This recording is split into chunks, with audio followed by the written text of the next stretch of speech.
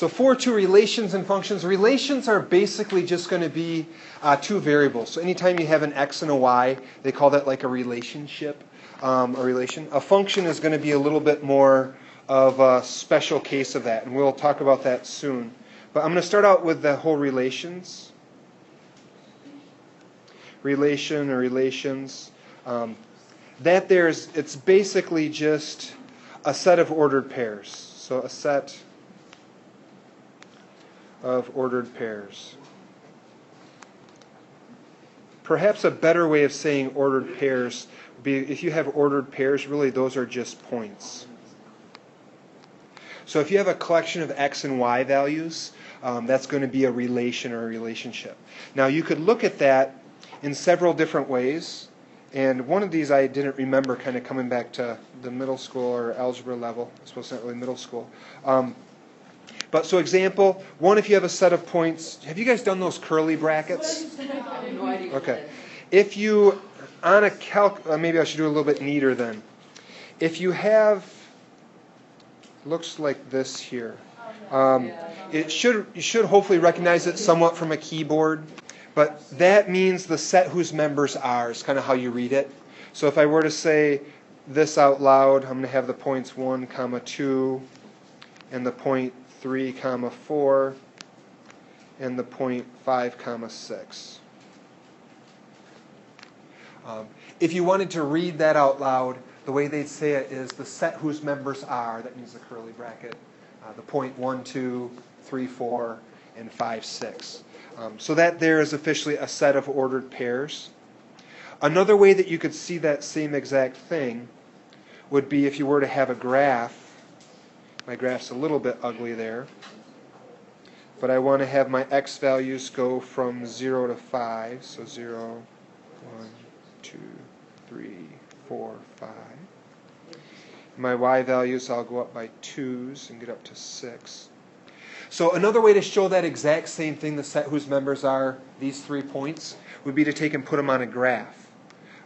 So I'd have one point being 1, 2, which would be that dot on the graph. Another one would be 3, 4, so that'd be this point on the graph.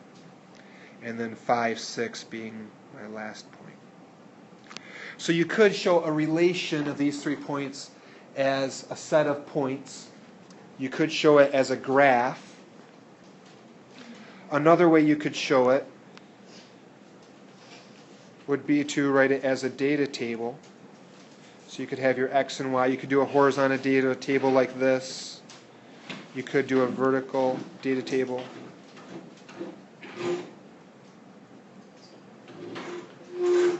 Do those there look familiar? The last one is something that I probably learned at some point in my life, but I'd forgotten. And if you wanted to, you could label them. You could say this here's a graph. You could say this is a data table. I don't really know how valuable that is. Other than for this last one, this last way to show these 3 points would be to, they call it a mapping diagram. And they have 1, 3, and 5 here on the left. Oh, it's a little bit narrow. Then they have the 2, 4, and 6 here. And what they do is they draw arrows to show which numbers on the right, which of these x values are connected to which y values. So for this first one, it just would be 1 is connected with 2, so that represents a point 1, 2. It's just the same thing as this. Yep. Then you have 3, 4. Then you have 5, 6. And that's called a mapping diagram. Does that look familiar? That was new to me. Okay.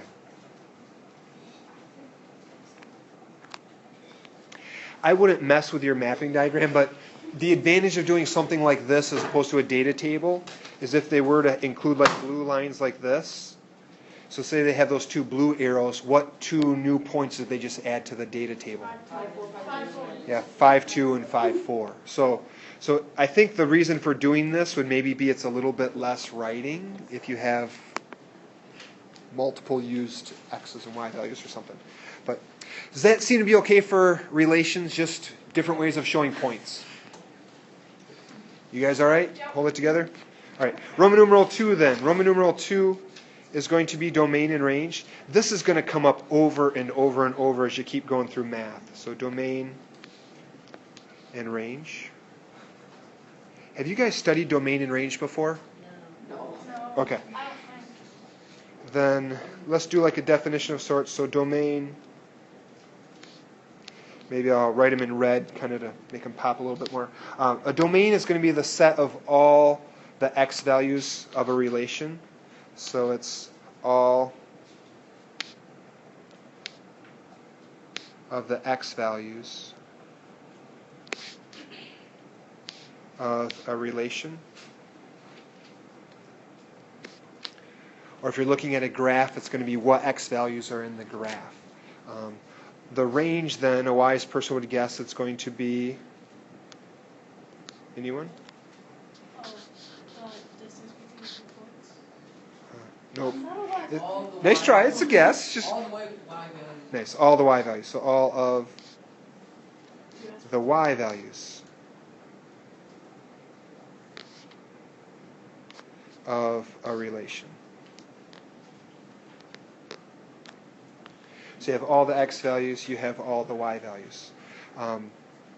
If we were to go back to that example that we did before, so say we're looking at that example before. Nope, I should write out, why not example. So the domain. What numbers were in the domain we had before? 1 and 1, 3, and 5. So the domain, what they do is they do that curly bracket thing saying the set of numbers whose members are 1, 3, 5. Yeah, that'll start showing up. So I try to kind of copy it when the book does it. For now, at least try to remember it. Then as you check your answers, see are you getting it? I guess some people just do like the really sloppy. So range. Speaking of really sloppy. Range. What numbers would be in the range? Last try. There we go. 2, 4, 6. Over the years, I've had a lot of people that struggle with that. This is how I would remember it if I were you. That it's alphabetical. Do you agree D comes before R? And X comes before Y? So if you just remember the first one, domain or range, is paired with the first one, X or Y. I mean, it's stupid, but if it works, it works. But I've had a lot of people that they switch the domain, they'll give me the Y values instead of the X values. So that's one way to remember it. Domain comes before range, X comes before Y. On this topic of domain and range still, let's say we have a different example, something like this here. And I want to do a graph. And I would just put on some sort of like a squiggly line. You could do some sort of a squiggly line. And it doesn't really matter where your line is, as long as you try to label your endpoints kind of like I do mine. So I'm going to say my highest x value here is 8. And now I'm going to say my lowest y value, kind of that lowest spot right there, we'll maybe call that a 2. And kind of this highest y value, I'm going to call that a 7. So if you can kind of label your lowest y a 2, your highest y a 7, your lowest x a 0, your highest x an 8, or something like that, well then just as we write the domain and range, your answer will be the same as mine. That's kind of my thought. So if we want to do the domain, up until now, we've been doing the set whose members are, and we've been listing points, right? Here's going to be the problem. If I'm trying to do the domain here, wow, that's ugly. I'm trying to do the domain here. Do you agree the domain includes 0, and 1, and 2, and 3, and 4? What about 0.5? Yep, that if I have, so that'd be like 4, so then I'd have like 2, 1. So 0.5 is like right about there. Do you agree there's a spot on the graph for 0.5? 0.52? 0.57? So it doesn't make sense to go through and try to list them all. There's way too many numbers to list. So thinking back to the last chapter, how could we say we want all the numbers between 0 and 8, including 0 and 8? 0. Which is greater than or equal to Hey, I got it. which is less than or equal to 8. Yeah. I'd always start with a low number on the left, and then you can just always get in the habit of doing less than or equal to your variable, less than or equal to 8. Good. Now the range, you probably can do the range on your own if you want to, but the range is going to be curly brackets. Anyone want to go out on a limb here? So we want to do 2 to 7. So in between the 2 and the 7, I'd write 2 is Less than X. Or greater than. less than or equal to y, which is less than or equal to 7. You don't have to use x and y. You just need some sort of variable. Normal people pretty much always do like the x for the domain because the domain are the x values. And do y for range because the range is the y values. But technically you just need to have some variable in there. You feel okay on domain and range? Any questions? The last part of the notes goes through and defines what a function is. So Roman numeral 3 is functions.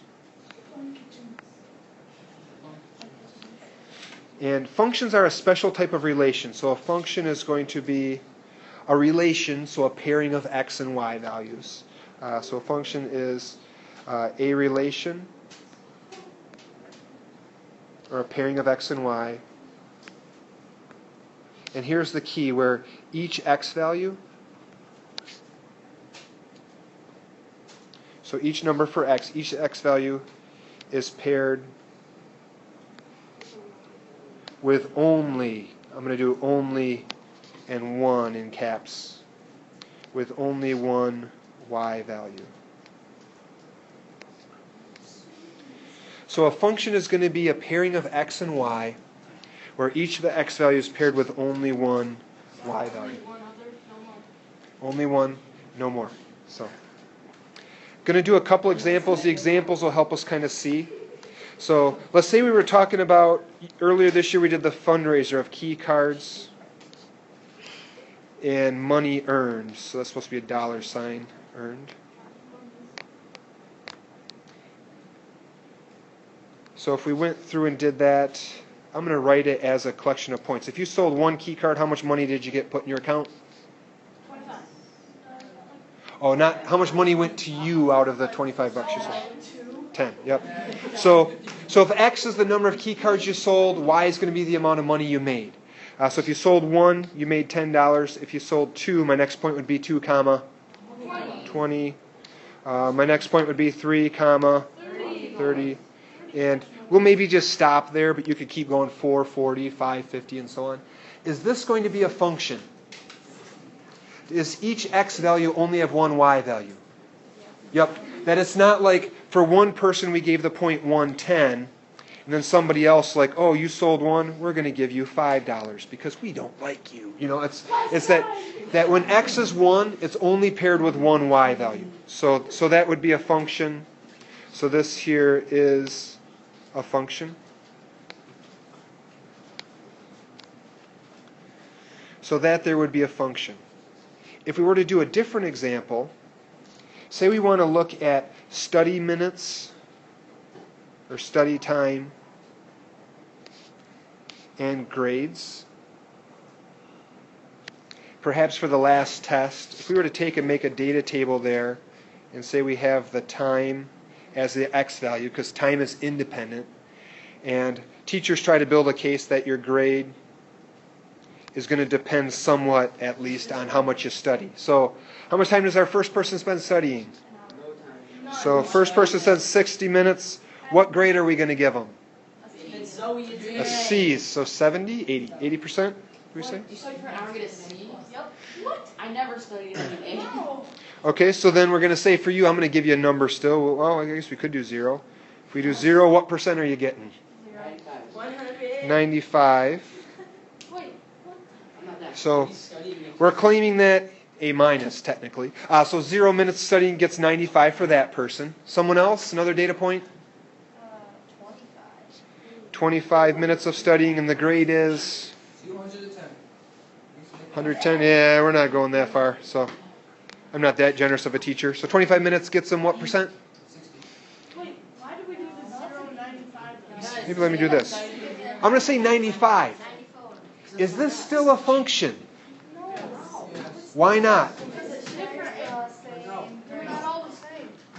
Okay, so I'm guessing that people are saying no because of these 2 points right here, right? That 95 shows up twice. If you go back to our rule, a function is a relation where each x is paired with only one y. Is each x paired with only one y? Yes. Yes. So is this a function? Yes. So it's okay to repeat y values. What would make it not a function is to say we have a little bit more normal of a person. If they do 0 minutes of prep, their grade is going to be 75. This is not a function because it has 2 zeros in the x. yep, when x is 0, it's paired with 2 different y values. So this one here would be not a function.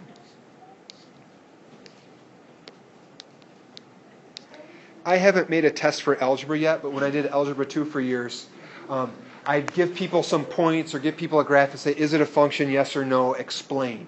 And I'd get a lot of people that did the answer that I heard there from somebody. It's like, is this a function? And they said it's not a function because there's, like the x values are repeated or something like that. If I were to take this and change this here to a 95, is that technically still a function? Yes, because it's the same thing. Yes, it's the same. Whenever we have an x of 0, it's always paired with the exact same y value. But it's not a function because when x is 0, it's paired with 95 and it's paired with 75. We okay on those? Then I have probably just one more, unless you, yeah, we could get away with doing one more. Very last one. If we were to say, example, it's saying, is this a function here? I'm going to go back to that mapping diagram. 1, 2, 5. And I have over on the other side a 5 and a 4.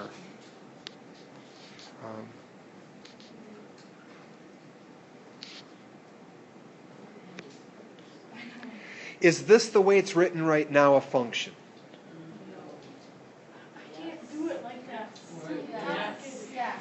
If I'm hearing it's too complicated, push comes to shove, That's what I'm doing. x is always on the left. So we have the point 1, 5, 2, 4, and 5, 5. Yes, that is a Function? Yes. So the way it's written, it's a function. So you either could write it's a function. What could I do to this to make it where it's not a function? Draw an arrow from what to what? 5 to the Oh, okay. 5 to the 4. If I do this, it's not a function because 5 is paired with 5 and There's 2 different. 5 is paired with 4. So you can either choose to go with the all blue and say, yes, it's a function, or you could add in this last arrow and say this one here is not a function. And then if you wrote the points, you could say like, basically here you have 1x has 2 different y values.